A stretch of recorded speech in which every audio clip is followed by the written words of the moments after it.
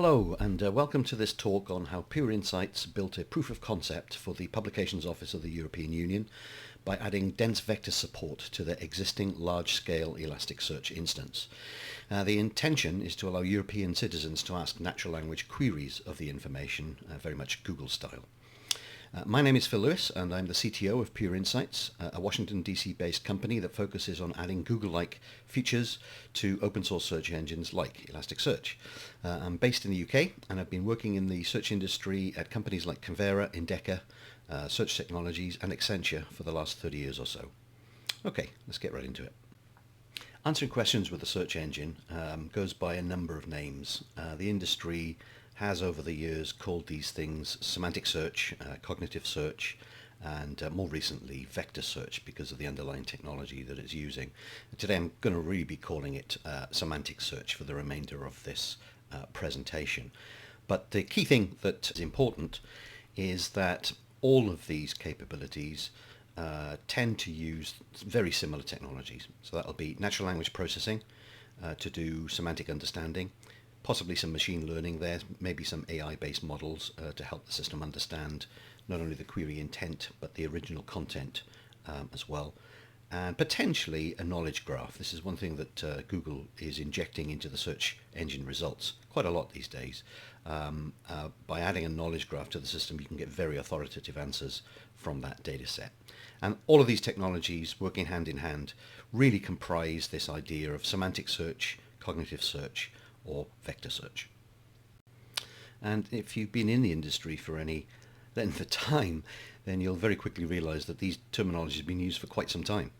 But we've never really been able to deliver on the promise of this up until relatively recently. So why now? Well, it's really to do to some technologies coming together all at the same time. If you look at this chart, over time, it's kind of showing you the efficiency and the effectiveness of technologies in the space. And what we're finding is up there in the top right-hand corner is we're starting to see a number of technologies come together at the same time, which is almost a serendipitous moment. We can start to use these technologies for the first time hand in hand to enable us to do this semantic search capability that we've never really been able to do in the past. So this includes things like neural AI models. This has really been a very, very big leap in the capabilities of natural language understanding. The availability of almost infinite cloud compute capability to end users to, number one, build these models, and number two, to execute these capabilities as quickly as possible, sub-second. The access ability to very large-scale data sets, which gives us that base understanding, that base learning that we can use to understand information as we process it. And lastly, the very fact that machine learning algorithms are now out of universities and into industry has really helped us to better process content in such a way that we can provide these kinds of capabilities.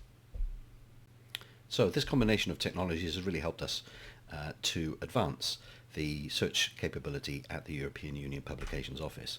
So just talk a little bit about those guys.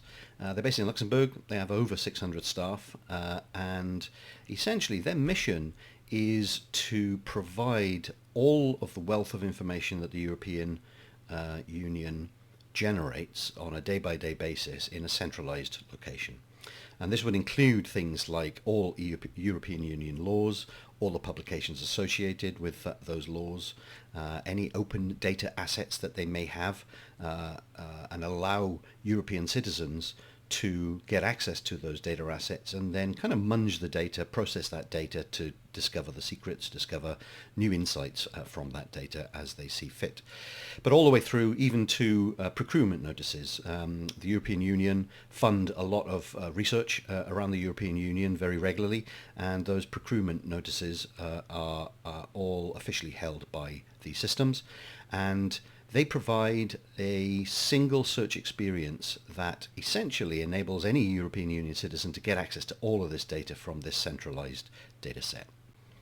On the left here you can see their Elasticsearch instance and how they render the information to the end user, but on the back end they're actually using Oracle RDF as the triple store, and that then is being rendered and mapped into an Elasticsearch index. So chunks of text are coming through, all the metadata is coming through, everything that you need in order to provide this keyword search capability for the European citizens. And of course, being the European Union, nothing is quite as simple as it should be. But here we have one rendition of a document on the right-hand side, and you can see what that document looks like. But on the left-hand side, you can see there are multiple renditions to the same document.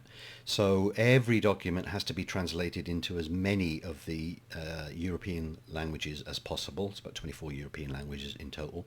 And there are multiple renditions of each of those document objects. So whilst this one document exists in kind of a logical form on the right hand side here, in physical form it may exist in all of this very expanded set of content types that any European Union citizen can download. But the Publications Office is starting to see a trend which is also seen by Google, and now we believe that approximately 12% of all Google queries on google.com are now fully formed questions, and you've probably used google.com to ask and answer questions very recently. It's something that they've started doing maybe 2 or 3 years ago in earnest.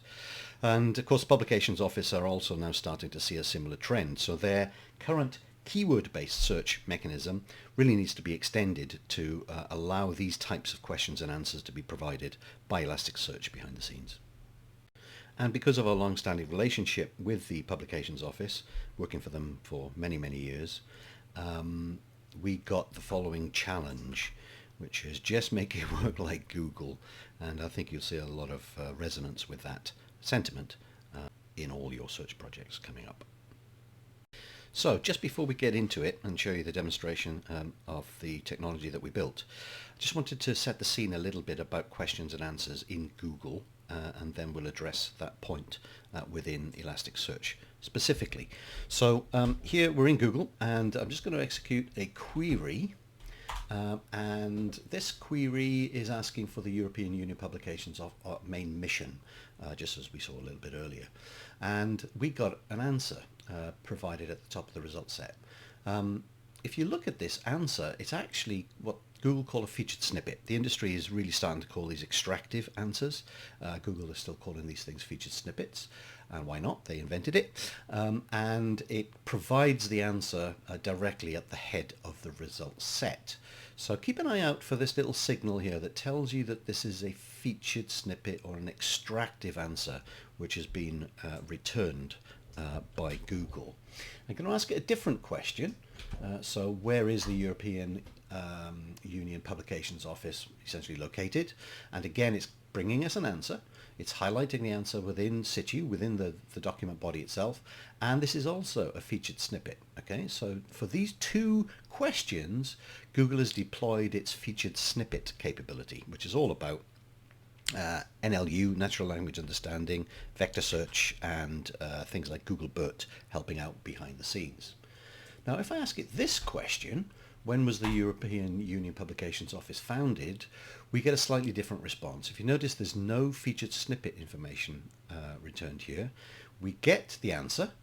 It doesn't quite look the same as the answer that we had from the featured snippets, and that's because this is coming from directly from Google's knowledge graph. So this is a knowledge graph answer. So sometimes it's confident enough to answer the question directly from its own knowledge graph, and this time we get that answer presented like this. Now, the way you tell that this is a knowledge graph answer is we have a semantic triple up here, right? So we have the node of interest within the knowledge graph, we have the attribute of interest, and then we have the answer that's attached to that attribute. Okay, so that's how you tell whether a question has been answered by the knowledge graph or whether the answer has come from the AI, Google BERT and other models using its featured snippets capability. But I want to go a little bit deeper. So I'm going to ask it a much more, and again we're asking Google here, ask it a much more deeper question. So here we know and we understand that the European Union Publications Office are holding a lot of European Union law information. And here we're asking it about a specific decision that was made on a legal case. And we just want to know what the date is. So in this case, the system has gone quite deep into the European Union dataset, and it's found this object. And this object is essentially saying that the date of the judgment of that specific case was the 20th of October 1993. And here, because now we understand the tricks, it's all about featured snippets. So this data has been snipped out of the data set, actually quite deep within the European Union Publications Office data set by Google. And this is exactly the kind of capability that the European Union Publications Office wanted to add to their Elasticsearch capability. So if we take this exact same query and copy that into the Elasticsearch based questions and answer system, then we get pretty much exactly the same query. We are extracting the answer just like we did in Google, and we're also extracting and highlighting that answer within the context of the query itself. If I ask it just a couple more questions, just so you can see the kind of capability that we have here. What are the ethylene capacity rates in Western Europe? Then again, the clues are in the question, and the question is trying to find out some kind of capacity rate within the system, and here we've got capacity and rates. If I do a question like this, again against the Elasticsearch AI enhanced system, then we get a response. This is quite an interesting response because the question itself is talking about stopping manufacturing, whereas the text is talking about production until. The system is talking about ethylene byproducts, and this document is talking about ethylene derivatives, and yet it still successfully brings out the answer, which is when that was actually stopped being produced. And lastly, if I do a query for something like this, which country submitted an updated version of the MPAA in July 2001, then again we are extracting the answer directly from the content, simply because this was talking about the acquisition of an MPAA in July 2001, and that answer is correct. So how did we do that?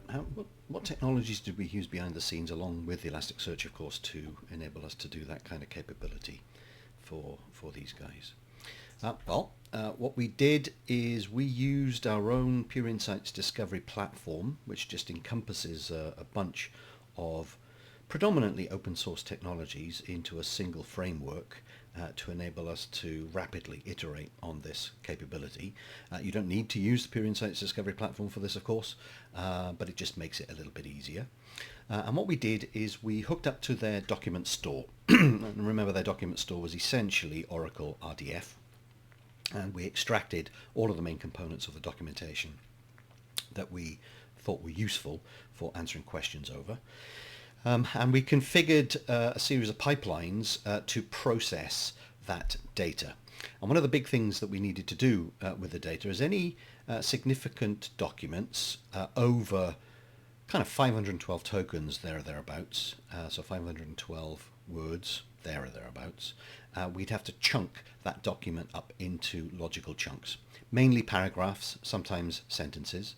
And the main reason for that, of course, is that the attention span of these NLP models is, at the moment, relatively small. So they can process chunks of text up to about 500 tokens in size. Once you get beyond the 500 tokens in size, they either get truncated or they lose detail. They lose focus, essentially, on the text itself, and you can't be confident about whether it's got all of the nuances of that chunk of text itself. So putting whole documents into dense vectors using current models, and I think things are changing, but at the moment with current models, you really need to split those whole documents up into logical chunks. So that's one of the key things that we did here. And then we used, of course, transformer models based on Hugging Face framework. We technically, we used Google BERT and slightly different variants of Google BERT to provide this capability. They were just loaded up into a Hugging Face framework and then executed on GPU so that we can very, very quickly generate those vectors. And then we used Elasticsearch to store those vectors for each chunk. So if you think about it, one document in might mean several chunks out. In fact, it could be 50, 60 chunks out for one document coming in, depending on how large that document actually is. We store all of those chunks in Elasticsearch as individual records, and we kind of join them together again when we need to by a group by function later on down the line.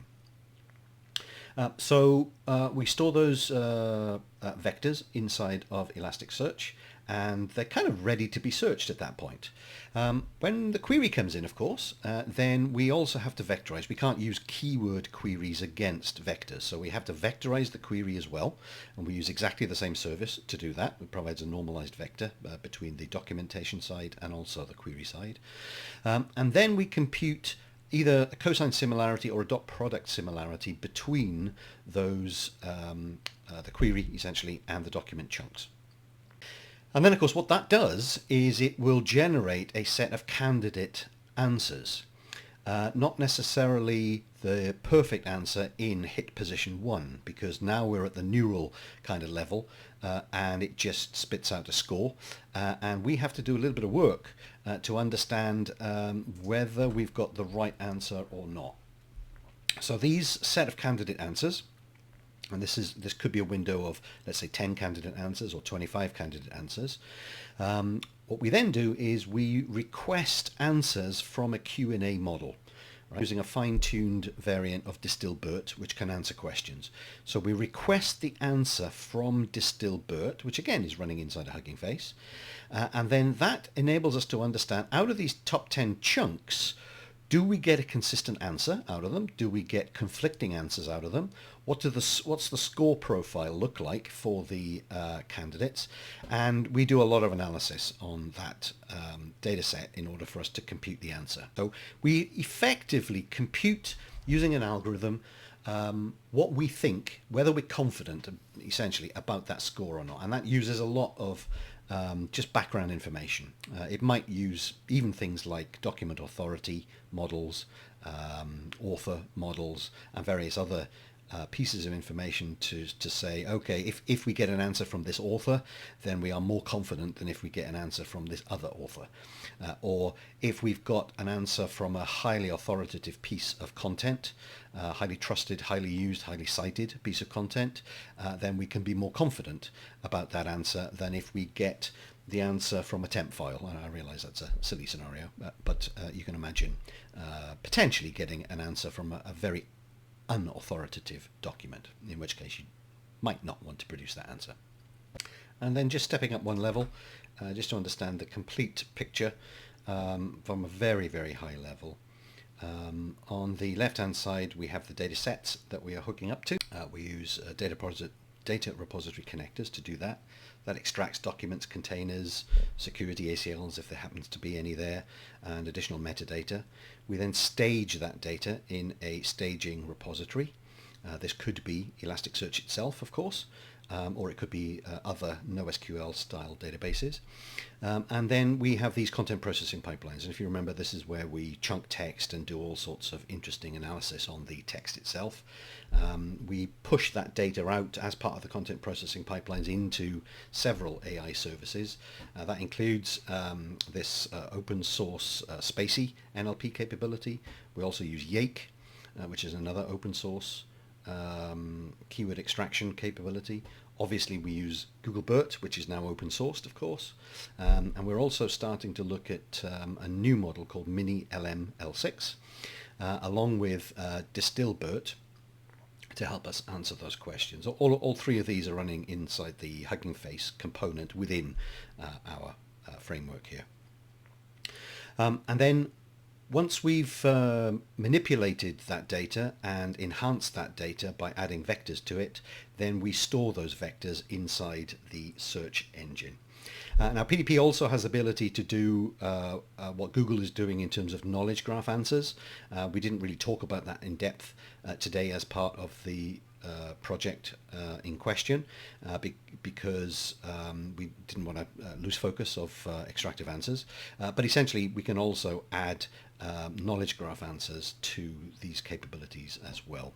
For knowledge graph, we use Neo4j, which is one of the industry-leading open source knowledge graph systems that's out there. And the only difference, if you like, instead of putting vectors into Neo4j, we put semantic triples. And we now understand a little bit more about semantic triples from earlier in this presentation. And then we've got a query API, and this is where the magic really happens, or the intelligence really happens, because users' queries coming in from the outside world need to be understood by the query NLP API. Sometimes that may manifest as just a search to a search engine because it's just a set of keywords that the user has executed. It may be that the user has put a fully formed question into the system, and then we need to go down a different path and possibly add a vector search to the dense vectors capability within Elasticsearch. It may be that we can spot entities within the query. Most notably, we're looking for semantic triples here, right? So we're looking for the entity of interest and we're looking for the attribute of interest, and then maybe we can answer that directly from the knowledge graph. But for extractive answers, we typically always go to the search engine for that capability. And so with that, I'd just like to thank you for attending this talk today on what I hope you agree is a very interesting subject. You can reach out to me at phillewis@pureinsights.com and feel free to visit our website to understand a little bit more about what we do. Thank you very much for your time.